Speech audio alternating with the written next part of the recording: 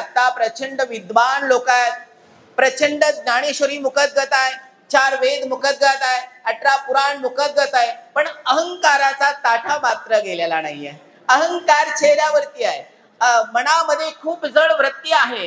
हे संत पदाला पोचिती करणारी व्यक्ती नाहीये. मग कोणती व्यक्ती आहे? तर त्या व्यक्तीने सनातन धर्मामध्ये जे असे वेगवेगळ्या रंगीबेरंगी जे हे चोले घातलेले आहेत, त्याच्यामुळे आम्हा सगळ्या संन्याशांना आणि हिंदू धर्माला कुठेतरी खाली बघावं लागत आहे. ही देशाची शोकांतिका आहे.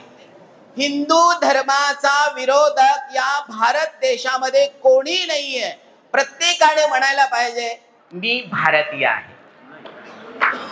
आणि जेव्हा तुमच्याकडून मी भारतीय आहे हे शब्द ह्या वाणीतून तुमच्या बाहेर पडतील, तर हिंदू धर्माचा विरोधक, हिंदू धर्माचा दुश्मन कोणी नाही. हिंदू धर्माचे दुश्मन जर कोण असतील तर प्रपंचिक लोकांनी साधूचं जे ढोंग केलेलं आहे आणि आमच्या पाठीमागं लपायचं काम केलंय, पहिल्या प्रथम त्या लोकांकडे तुमचं लक्ष असलं पाहिजे.